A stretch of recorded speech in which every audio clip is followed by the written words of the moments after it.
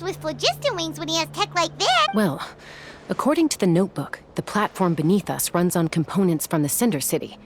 Those can't be mass-produced. Also, I have some doubts about its mobility after seeing how it moved just now. For someone like DePaul who dreams of flying freely, this definitely doesn't cut it. But if he's got that relic, he should be able to make a set of prototype wings for himself, right? Why bother making a whole flying workshop so he can mass-produce them? But this doesn't add up. If he's already achieved the power of flight, then he must have bigger dreams we don't know about. But what? With any luck, we'll find the answers in his workshop.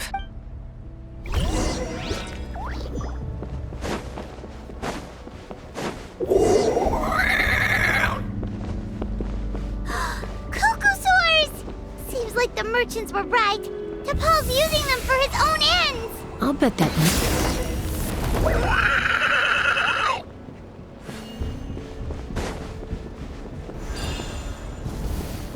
Let's fly.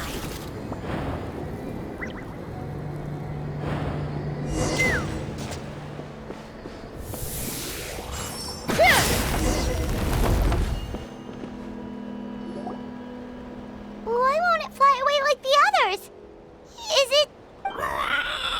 She's still breathing, but barely. By the looks of it, DePaul was using these cages to extract phlogiston from the cuckoosaurs. Once a cuckoosaur is drained of phlogiston, it becomes too weak to move. We'll have to come back for these ones after dealing with DePaul. Let me see. Looks like a record of his phlogiston research. Log number 330. With the support of... I was finally able to launch the airborne workshop. Even though it relies on the relic for 80% of its power supply, I've at least taken the first step. Log number 348. Research on the relic is progressing well. I should be able to replicate the technology and scale up production very soon. Has proposed a name for this groundbreaking invention: the phlogiston wings. I think I'm getting close. Soon, I will achieve my dreams. Log number 377. Encountered some issues with the new, smaller model phlogiston wings. The gaseous phlogiston showed some volatility during the refinement process.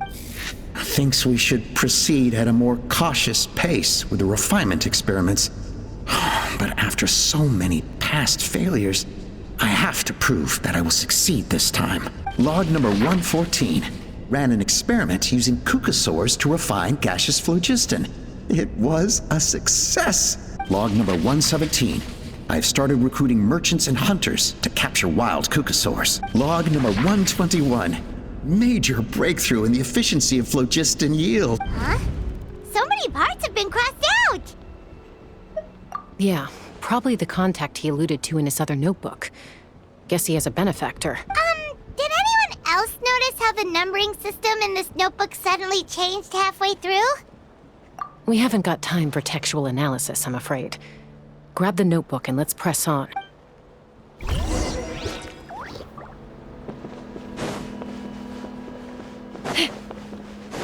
Huh. Never seen one of these before.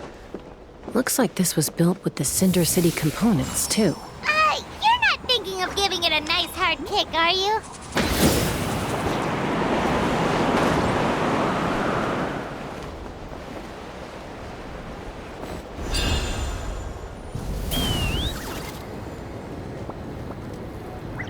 Whoa! What's that mechanism doing? It's asking for a nice hard kick where it hurts. Aim for the weak spot.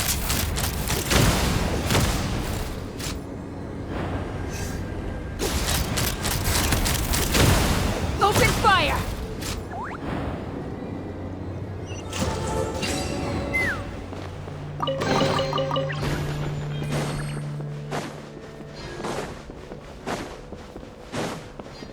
What are they doing here? It's DePaul's henchman. He must have brought them here using the relic in his prototype wings. Watch out! Bullseye! Bullseye!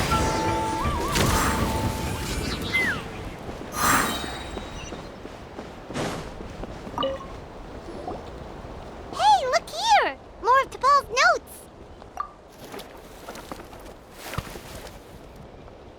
Log number 403.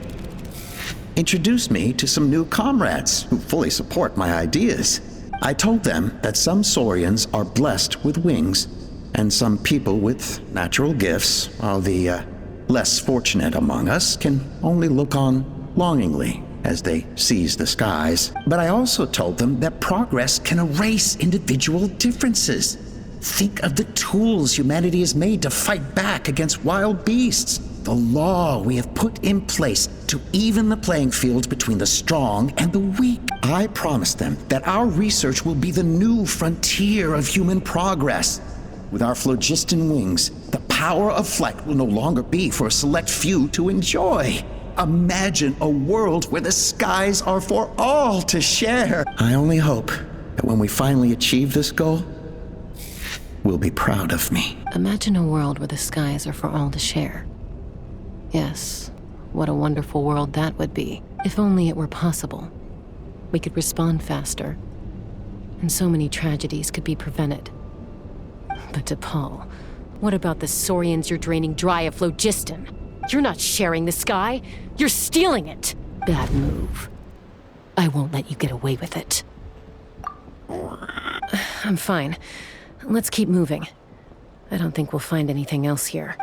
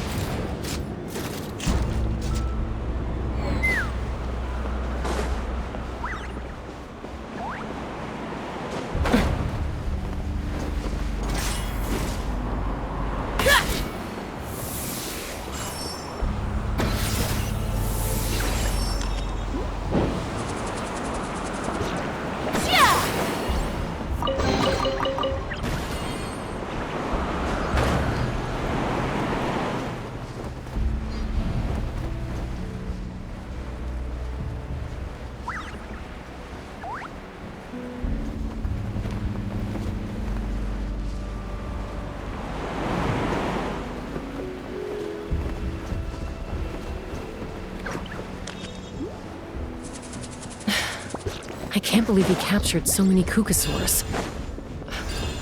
But right now, we have to focus on solving this problem at the source.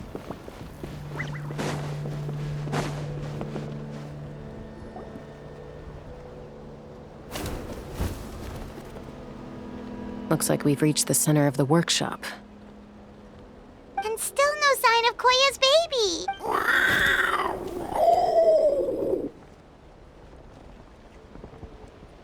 Let's search this area for now.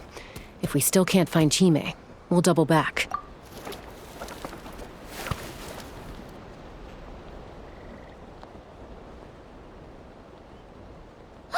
Chaska, Traveler, come quick! What is it? Did you find Chime? Not yet, but look! It's another one of T'Pol's notebooks! All right.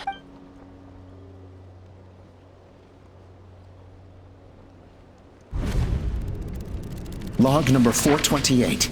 We decided to restart the experiments on phlogiston refinement, but without telling.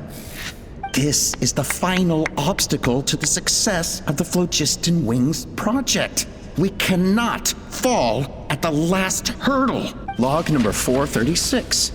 Earlier today, suggested using cucosaurs as an intermediary to extract refined phlogiston. It's certainly feasible, but anyway, as long as our secret experiment succeeds, I'm sure won't bring it up again. Log number 443. We will conduct the experiment tomorrow. But birthday is coming up, so hopefully we'll have a birthday surprise for her. Log number 444. Huh? Why is this log empty? I guess whoever wrote down the log number was prevented from recording the results. Log number 0. We lost many comrades in the accident. Among them are friends, lovers, and children. But we cannot stop now. We will keep their legacy alive and carry their dreams forward. As of today, we are scrapping the artificial refinement method.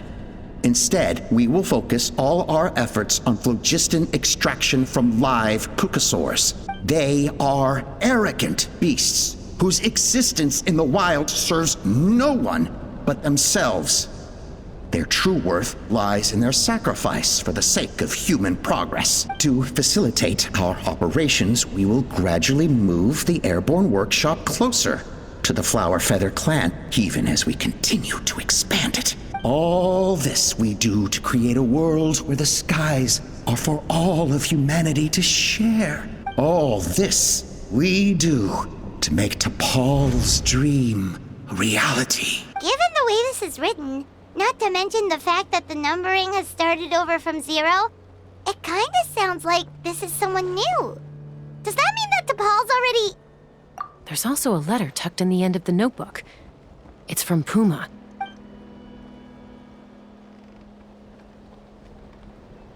T'Pol, I don't know where you are right now, so I don't know how to reach you. My best bet is to send this letter to the Flower Feather clan. Your father is gravely ill. Oh, I know we've had our differences in the past, but he is still your father. Won't you come and visit him? Please. I know you never liked him and cared even less for me. All you ever yearned for is the sky. And your birth mother. But we'll still be waiting here for you if you do come back. This may be the last chance you'll get to see your father. So Puma's not T'Pol's real mom? Huh. Well, she did say he never called her mom, but I'm gonna assume she was just venting. We know that T'Pol's father passed away quite recently, and this letter looks recent. By contrast, the writing in this notebook is old and faded. It looks like the real reason T'Pol didn't attend his father's funeral is because he'd long since passed away himself. If we ask ourselves why this letter was sent to the Flower Feather clan, why T'Pol always yearned for the sky, and how he got his hands on a relic from the Cinder City, it all points to one answer. That's right. T'Pol was my child. He was born during my days as a wingless wanderer. His birth gave me new hope. I wanted to become the kind of mother who spent her days as a valiant rider, soaring the skies. Not an aimless, wingless nobody. But his father wanted to settle down, to give his child a safe, sheltered life in his tribe. We fought about it constantly, until the love we once had for each other was gone. He started a new family, with another traveler who was also looking to return home. And I went back to the Flower Feather clan, alone. Allpa?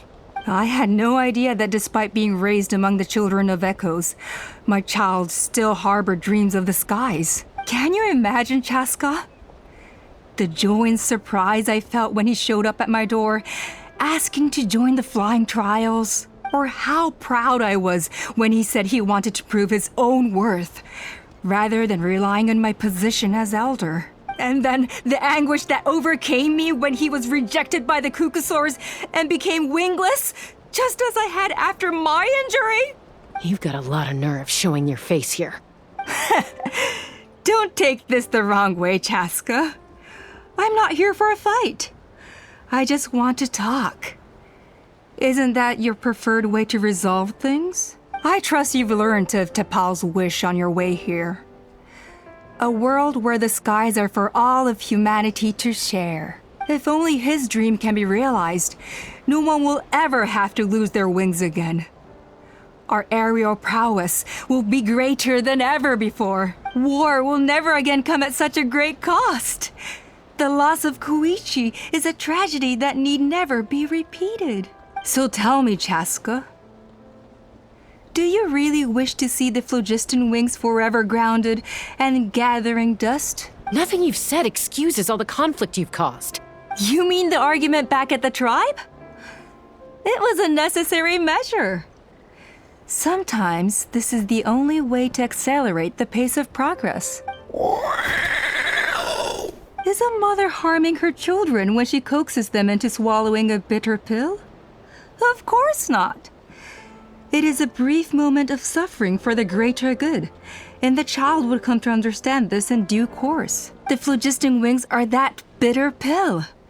We will never progress as a tribe if we cling to the scraps the Kukusaurs offer us. Once the people have embraced the phlogiston wings, they will never look back. Even if they learn how the refined phlogiston is sourced, they will convince themselves that the sacrifice of a few Kukusaurs is a small price to pay for our dominion over the skies.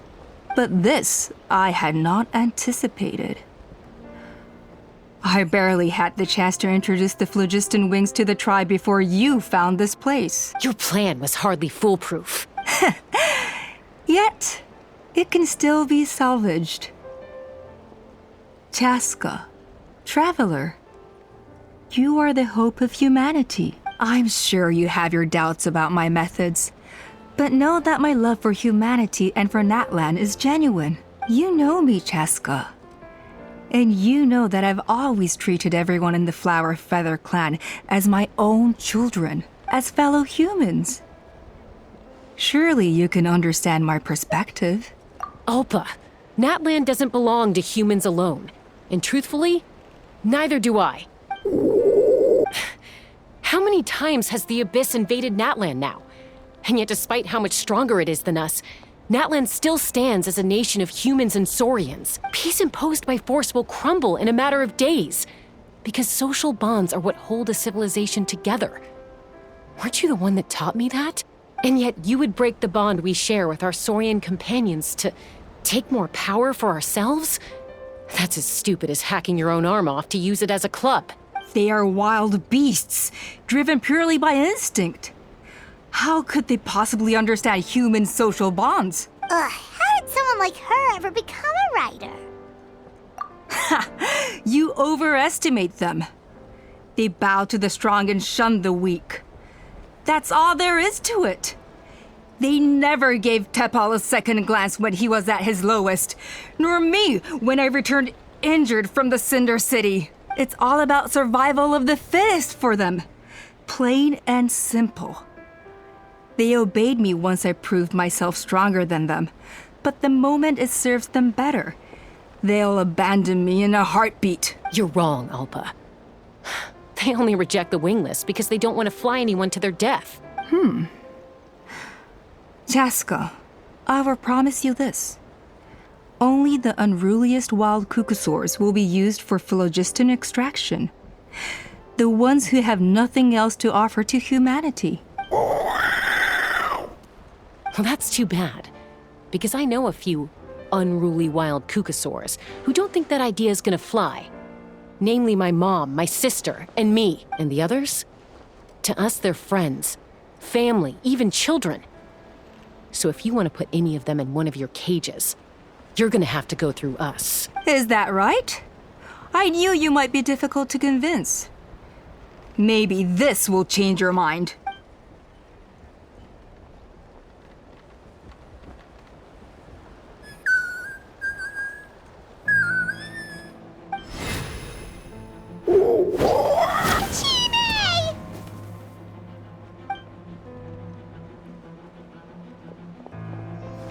Allpa!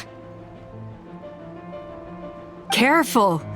Don't make any rash decisions. Unless you want to see her suffer. extraction cages! I told my subordinates to take control of the tribe while I was away. Luckily for them, our strongest warrior and our most powerful ally aren't there to stop it. Take control? What are you planning to do with Mutota and his supporters? Merely accelerate their inevitable downfall. They cannot stand in the way of progress forever. It is not the move I wish to make, but I'm afraid you and your friends force my hand. And since you insist on imposing me too, I have no choice but to keep you here until the dust has settled. So that's what you meant by I just want to talk. You never intended to negotiate. You just wanted to stall us. No, Chaska.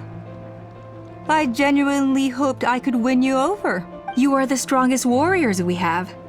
Put down your weapons, and I promise you that no harm will come to this young Saurian. I just need you to stay here for the next couple of weeks or so, while my people consolidate their power. Then, I will give her back to you, and you'll be free to leave. As long as the majority supports our vision, even the Pyro Archon cannot meddle in our internal affairs. Your vision is deranged, and the Flower Feather Clan will never support it. You sure about that? Then wait here and see. Time will tell. What do we do? Even if the whole tribe fights back, Mutota's in grave danger! Stop delaying the inevitable! Drop your weapons and get into the cages, now! She's still holding Chime hostage. Is there really no other way?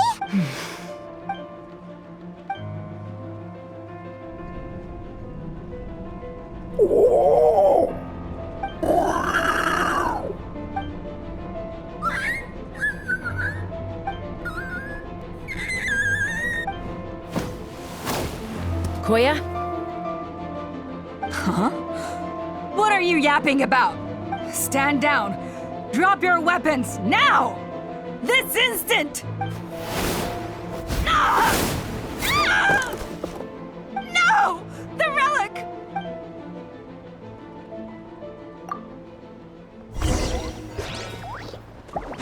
Take me up! Lapta! Knock him down. Give up, Allpa. Master Scorched, what will it be? Something's up with this relic!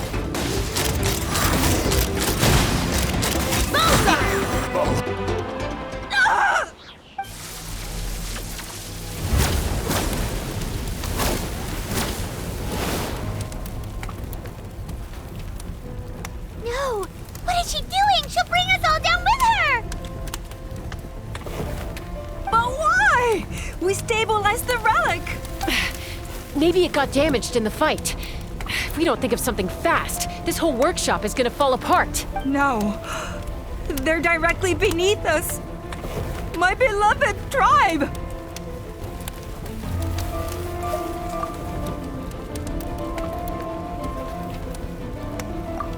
Okay. It's too powerful.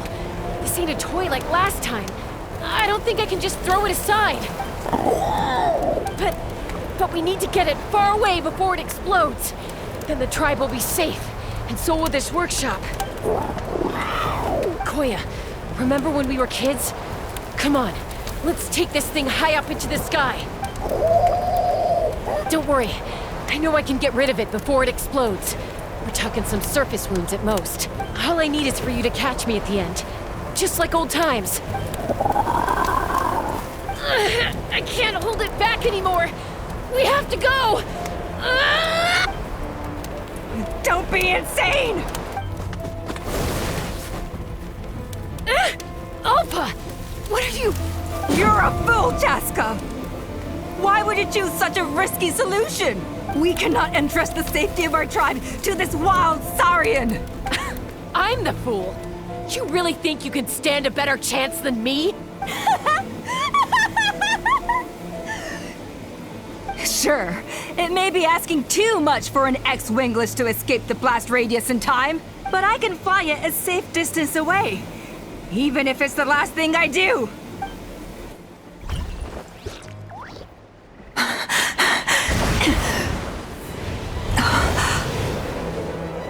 Here. They should be high enough to save the clan. What?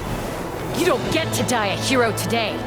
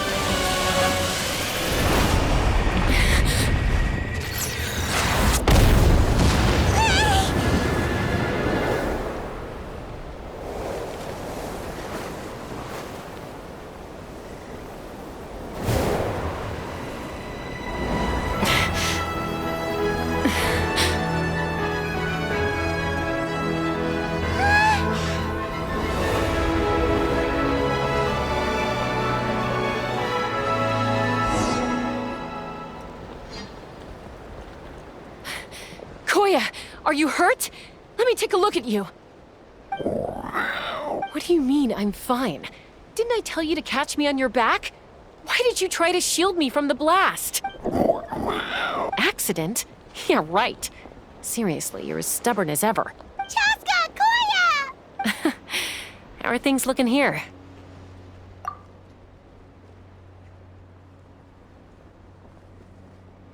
I think that's putting it mildly. I owe you one. Again.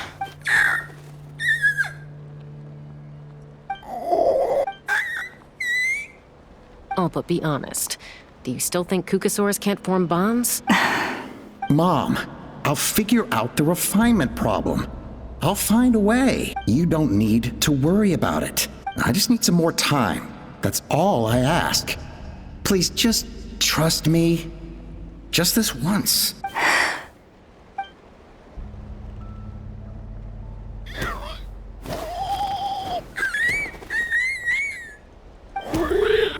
The Flower Feather Clan yield to the strong. And it's up to the winners to define what strength means. So it looks like it's my turn to yield. Koya! Koya!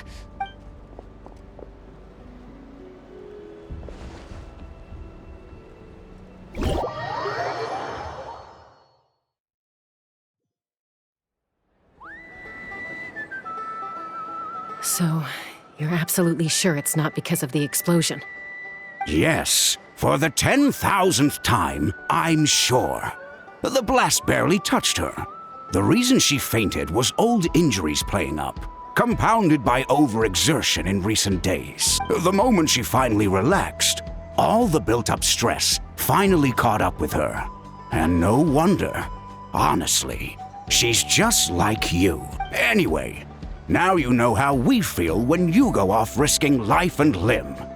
Your mother and I would both appreciate it if you lived less dangerously.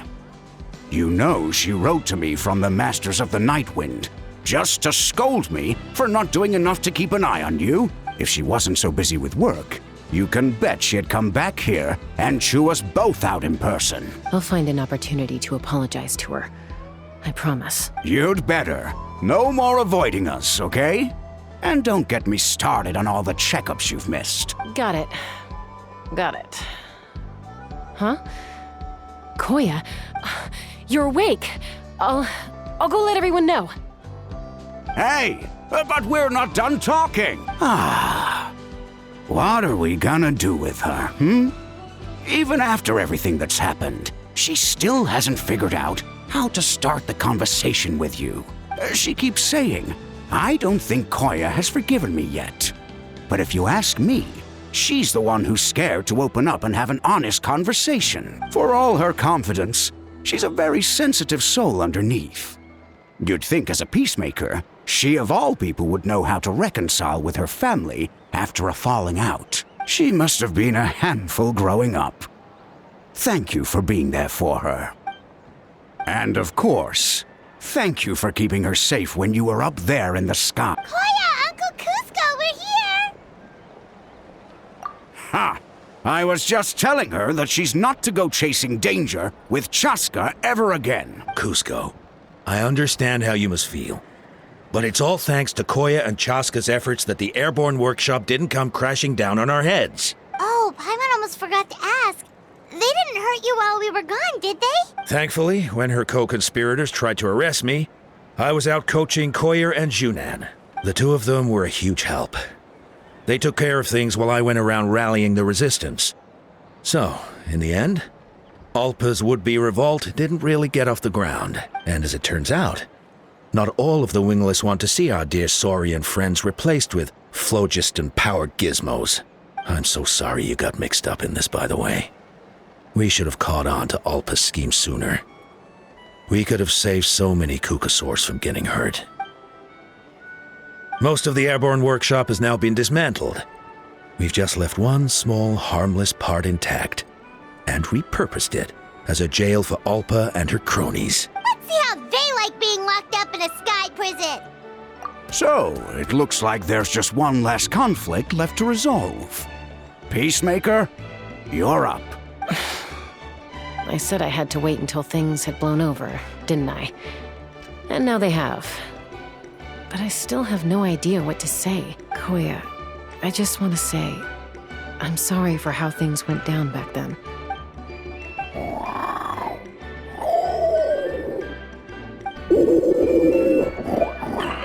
Huh? Does this mean you're not mad at me anymore? There's that family likeness coming through again. But that day, when we ran into each other. Huh? So then, when did you finally make your peace with it?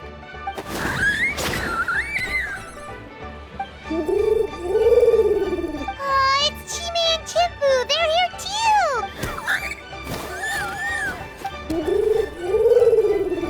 too.